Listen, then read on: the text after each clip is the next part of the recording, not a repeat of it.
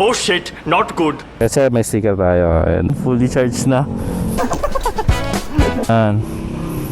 EV charging station. Weapon of the day natin mga Yan, yes sir, it's your boy Toots and we are back again mga Torps. Ayan, punta tayo ngayon sa CB Mall at maglalaro tayo ng pickleball. Ayan, dahil meron tayong merong practice ang mga kids natin dahil meron silang incoming na tryouts para sa pickleball sa school nila. Ayan, samahan natin sila para makapag-ensayo naman mga bata. Kaya yun. At meron din pala akong gustong silipin na bagong charging station ng e-bike nandun din sa CB Mall. Kaya punta na rin tayo. Tingnan natin. Saktong lobat na rin si Purao. Kaya doon na lang natin siya i-charge habang naglalaro tayo. Ayos. Yan. Yan muna ang gagawin natin ngayon. Samahan nyo kami. Yan oh. Yan ang weapon of the day natin mga sir. E-bike gaming tayo ngayon. Ayan, nauna na nga pala yung mga kids doon. Nandun na naglalaro na sila magkapatid. Nirentahan namin yung isang court ng for 1 hour eh. Nasa 350 pesos ang rent per hour. Kaya yun. Estimate ko around 3 hours kami mag-stay sa CB Mall. Maganda yung ganito kapag yung may mga electric bike na e-bike na nagplanong umakyat ng Baguio, tapos pumunta ng La Union o pumunta ng Dasul, yan, punta ng Ilocos, pwede kayo mag stop over dito sa CB Mall para mag-charge. Ayan, kung kunwari aalis kayo sa bahay nyo, nabuta kayo ng lunch dito sa Ordaneta, dito na kayo kumain. Siguro 3 hours, 3 to 4 hours full charge na yung e-bike nyo. Just like yung ni-review natin na Stormex ng NXT. Grabe, 150 kilometers tapos 4 hours charging lang. Maluluging gasolinahan sa kanila, sir. Na-imagine nyo ba? Paano kaya kapag halos lahat ng tao nakaganon na, naka-e-bike na?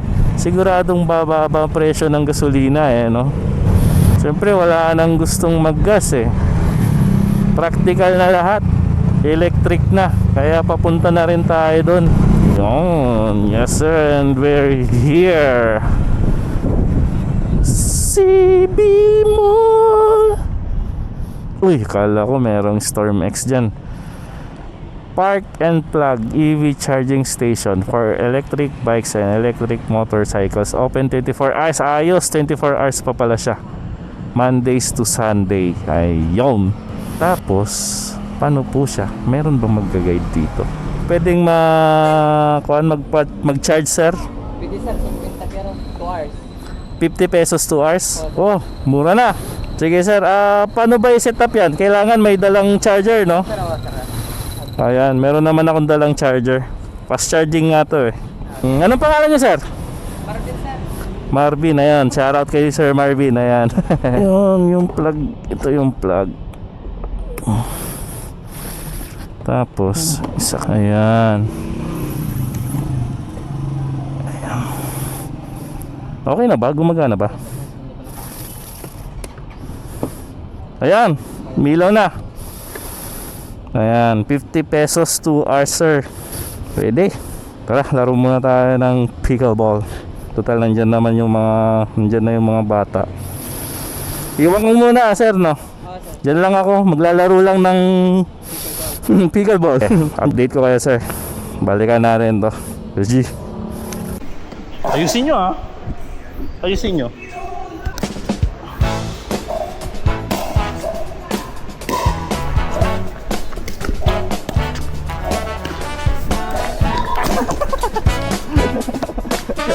Inayos nga nila. Mamaya ka sa bahay ha. Alam mo ba, hindi ka na sumuko ang puso ko. Sa paulit-ulit na pagkakataon na nasaktan na bigo. Mukhang delikado na naman ako. O bakit ba kinikilig na naman ako? Nawisan ka agad ako. Pero ngayon ay parang kakaiba. Pag nakatingin sa iyong mata, ang mundo ay kalma. Ngayong nandyan ka na, di magmadadali. Ikaw lang ang katabi hanggang sa ang buhok ay pumuti. Di na maghanap mo kung anong sagot sa mga tanong, dahil ikaw ang katiyagan ko. Hindi na ako bibitaw. Ngayong ikaw na ang kasaya. Kung meron mang kulay ang aking nagsisilbing tanglaw. Wow. Okay na kaya yung e-bike natin, fully charged na. Time check 2:10 na. Dumating ata tayo kanina 11:15 kasi 11 yung time in natin doon sa pickleball court. Sobrahan na. Mga 3 oras din sir, no? Feeling ko 2 hours full charge na to. Ayun, may 75 kilometers na tayo nun. Pwede na. Yung full charge niya sir, aabot ng 75 kilometers sumobra ako sa full charge ko, dapat 78 volts lang. 79 na, sobra pa ako. 70, ayun 70 kasi lumagpas tayo ng 2 hours. Tapos may 1 hour tayong exceeding na oras. Siningin na lang tayo ng 70 ni Sir Marvin. Ayan, thank you sir. Kaya sir, may sticker tayo. Ayan, dalawa. Thank you sir. Ayun, shoutout po kay Sir Marvin. Thank you po.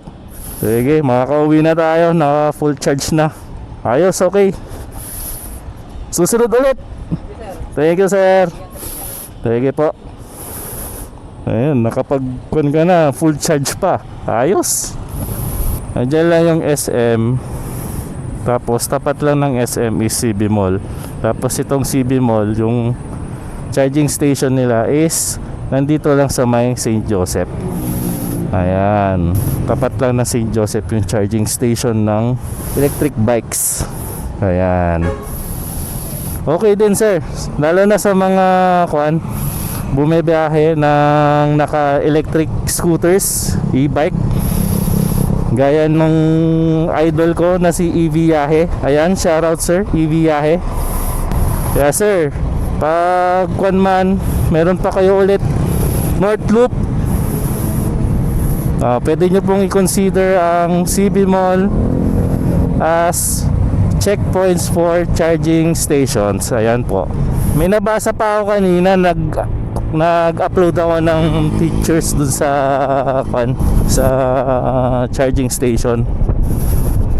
Sabi nung isa, sana magkaroon pa ng maraming ganyan charging station, lalo dito sa Metro Manila. Ibig sabihin, kulang din ang mga charging stations sa Manila. Dito sa Pangasinan, sa Ordaneta, meron na tayo. Dito lang yan sa CB Mall. Nag-iisa pa nga ata yan dito. Good job. Good job po sa CB Mall at naisip nila yung ganong ganong bagay na which is malaking bagay sa mga users ng electric vehicles kagaya ko. May checkpoint mga sir. Tatagos ba tayo dyan? Tingnan natin kung tatagos tayo dyan. Oh shit, not good.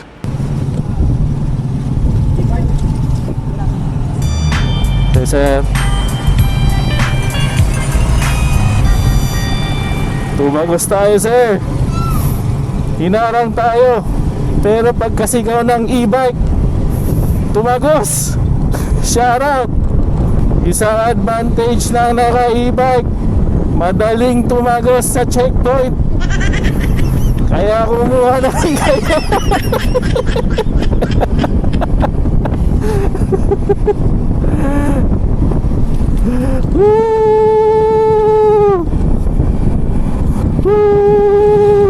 Alam nyo ba yan mga sir? Alam nyo ba yan mga sir? Kaya yun mga sir, kung alam nyo namang kompleto kayo, bakit kayo matatakot, di ba? Kung alam niyo may helmet kayo, may nakasapatos kayo, tapos may dala kayong lisensya, kahit nakamotor o nakakotse kayo, kung alam nyo nakarehistro naman yung mga sasakyan nyo, yung motor nyo, wala kayong kakatakutan. Pero hindi pa rin no, mga sir. Kahit alam mong kumpleto ka, may takot ka pa ding dumaan kakabahan ka talaga Kaya yun, hanggang dito na lang mga sir. Maraming salamat. Peace out.